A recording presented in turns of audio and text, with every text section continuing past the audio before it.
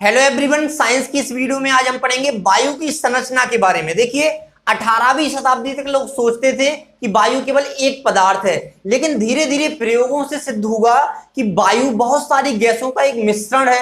अब वो मिश्रण क्या होता है, कौन कौन सी गैसें होती है उसमें देखिए हम वायु के मुख्य अवयव के बारे में पढ़ेंगे जिससे मिलकर वायु बनी होती है। देखिए वायु में बहुत सारी चीजें मिली होती हैं। पहला अवयव क्या है आपका, जल वाष्प। वायु में जल वाष्प उपस्थित होता है। आपने देखा होगा कभी अगर बर्फ से भरा गिलास रखा हो या ठंडे पानी का गिलास रखा हो, उस पर ठंडे पानी के गिलास के बाहर छोटी छोटी बूंदें या जल वाष्प वहां संग्रहित हो जाते हैं। अब वो क्यों होता है, देखिए क्या होता है, वायु में जो जल वाष्प होता है वो किसी ठंडी सतह से अगर टकराएगा तो उसकी जल वाष्प की जो बूंदें होंगी ना वो संघनित हो जाएंगी। इस वजह से आपको दिखता है कि अगर ठंडे बर्तन को हम रख दें उसके बाहर बूंदे बूंदे उभर आती हैं। अब वो बूंदे कहां से आती, वायु में जो जल वाष्प उपस्थित होता है वही जल वाष्प आपका संघनित हो जाता है। तो आपको समझ में आया होगा कि वायु में क्या होता है, जल वाष्प उपस्थित होता है, मतलब वायु का एक अवयव क्या है, जल वाष्प भी है। अगर बात करें दूसरा अवयव है ऑक्सीजन, जो हम श्वसन के रूप में लेते हैं या जो सजीव श्वसन के रूप में उपयोग करते हैं वायु के जिस भाग को, उसको ऑक्सीजन बोलते हैं। और ऑक्सीजन किसी भी पदार्थ के दहन के लिए या जलने में सहायक भी होती है, ठीक है ना।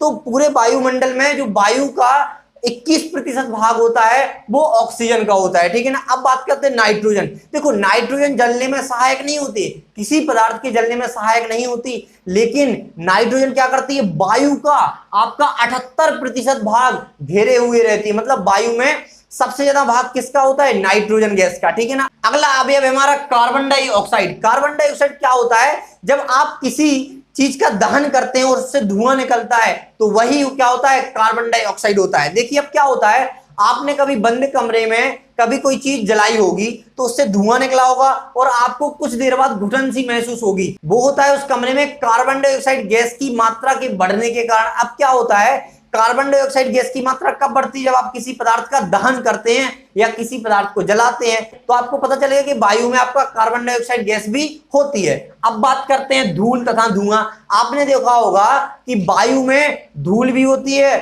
और धुआं भी होता है। धुआं कैसे, जब आप किसी चीज को जलाते हैं तो उसमें धुआं उत्पन्न होता है तो वो वायु में मिल जाता है, तो वायु में क्या मिश्रित हो जाएगा, धुआं भी मिश्रित हो जाएगा। अब धूल का कैसे पता लगाएं, तो आप देखना अगर कोई बंद कमरा है और उसमें कहीं से छोटे से छेद से रोशनी आ रही है कमरे में, तो आप उस प्रकाश के पथ को देखना, उसमें छोटे छोटे धूल के कण से डांस करते हुए या नृत्य करते हुए दिखाई देंगे। मतलब हम समझ चुके हैं कि आपके जो वायु में धूल के कण भी होते हैं, धुआं भी होता है, कार्बन डाइऑक्साइड होता है, नाइट्रोजन होती है, ऑक्सीजन होती है और आपकी जल वाष्प होती है। अगर बात करें कि अगर धूल के कण होते हैं और धुआं होता है तो हम वो सांस लेते हैं तो अंदर चले जाते हैं। हाँ, अगर आप सांस लेते हैं, अगर आपके आसपास की वायु में धूल के कण ज्यादा हैं या धुआं ज्यादा है तो आपके श्वसन के साथ शरीर के अंदर चला जाएगा, जो आपके शरीर के लिए हानिकारक होता है। लेकिन हमारी नाक में छोटे छोटे बाल होते हैं या उसको श्लेष्मा बोलते हैं, जो हमारे शरीर में श्वसन के द्वारा जाने वाले धूल के कणों को रोकता है, ठीक है ना।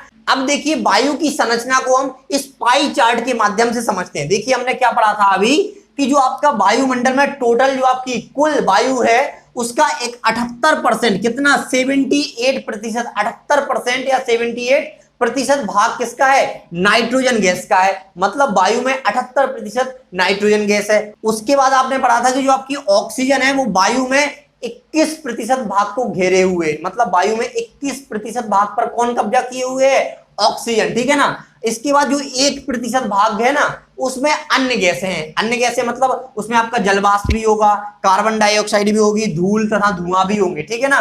तो आपको पता चल गया कि जो 99% हिस्सा है वायु का वो नाइट्रोजन और ऑक्सीजन का हिस्सा है, ठीक है ना। मतलब 99% वायु का भाग कौन बनाता है, नाइट्रोजन और ऑक्सीजन मिलकर बनाता है। तो इस तरह से हमने वायु की संरचना के बारे में पढ़ा है कि वायु गैसों का एक मिश्रण है और किस गैस का कितना भाग वायु में उपस्थित होता है, ठीक है।